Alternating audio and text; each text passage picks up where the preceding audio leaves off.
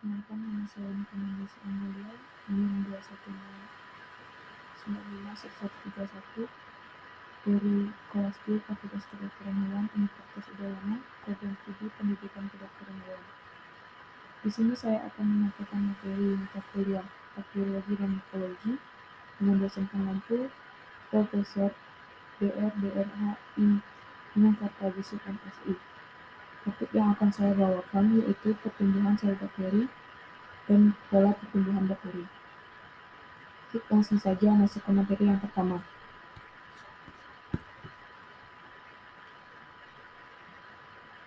Untuk materi yang pertama yaitu faktor yang mempengaruhi pertumbuhan dan pola pertumbuhan bakteri.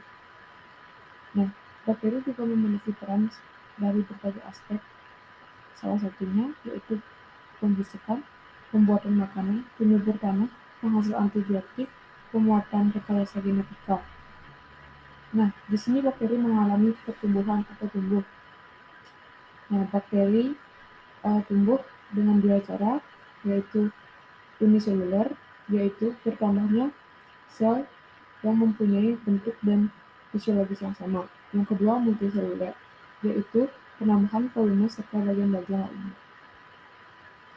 Di sini, bakteri juga dipengaruhi oleh faktor dalam pertumbuhan bakteri.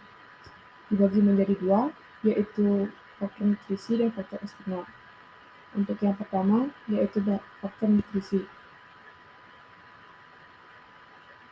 Nah, faktor nutrisi di sini untuk yang pertama yang diperlukan dalam pertumbuhan bakteri yaitu air. Air di sini sebagai transport nutrisi bagi bakteri. Yang kedua, garam anorganik. Garam anorganik ini mempunyai peran dalam mempertahankan keadaan koloidal bakteri. Yang selanjutnya juga ada mineral. Mineral di sini berupa belerang, fosfor, dan magnesium. Yang keempat di sini ada sumber nitrogen. 10% berat kering sel kuman pertumbuhan dan metabolisme. Yang selanjutnya ada sumber karbon. Di sini sumber karbon atau CO2 digunakan dalam proses sintesis dengan timbulnya asimilasi dari CO dari dalam sel. Nah, berdasarkan sumbernya, karbon yang diperlukan kuman dibagi menjadi dua golongan. Yang pertama, kuman autotrof dan heterotrof. Di sini kuman autotrof dapat dibagi menjadi dua lagi, yaitu kuman fotoautotrof yang sumber energinya berasal dari sumber cahaya, dan yang kedua, kuman kemoautotrof yang oksidasinya dari bahan kimia. Nah, di sini kuman autotrof atau kuman heterotrof ini kuman yang sumber energinya berasal dari air, garam anorganik, dan CO2.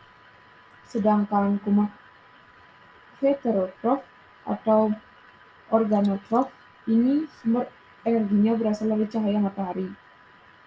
Yang selanjutnya ada faktor pertumbuhan. Di sini faktor pertumbuhan merupakan pemacu dari pertumbuhan kuman itu sendiri, juga sebagai katalisator.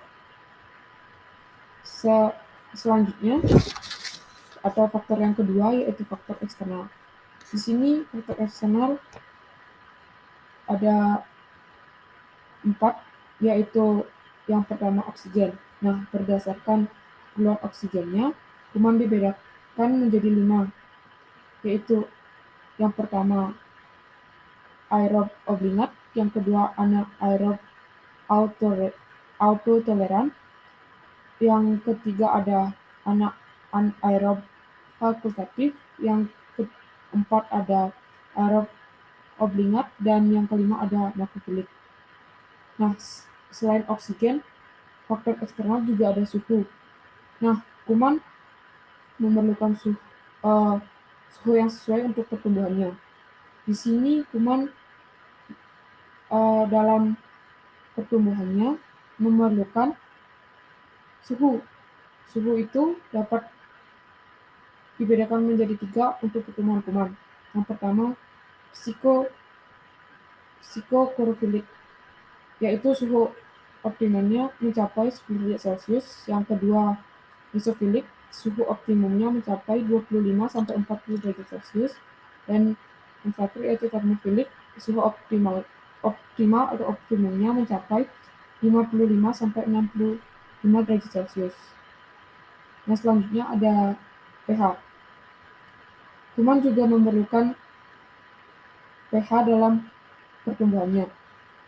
Nah, di sini biasanya kuman patogen memiliki atau bisa hidup dalam pH optimum 7,2 sampai 7,6. Nah, selanjutnya tekanan osmotik atau tekanan osmosis ini dapat dibedakan menjadi dua lagi, yaitu halofilik, kuman yang memerlukan kadar garam untuk pertumbuhannya. Yang kedua, osmofilik, kuman yang pertumbuhannya memerlukan tekanan osmotik yang tinggi. Nah, di sini faktor itulah yang mempengaruhi pertumbuhan kuman. Selain itu, pertumbuhan kuman ini juga mengalami pembelahan biner aseksual pada media biakan pertumbuhan bakteri menyerupai kurva. Nah, selain itu, fase pertumbuhan kuman juga dapat dibagi lagi menjadi 4, masing-masing memiliki fase-fase yang berbeda. Yang paling pertama yaitu fase light. Fase light ini biasanya fase adaptasi atau fase persiapan.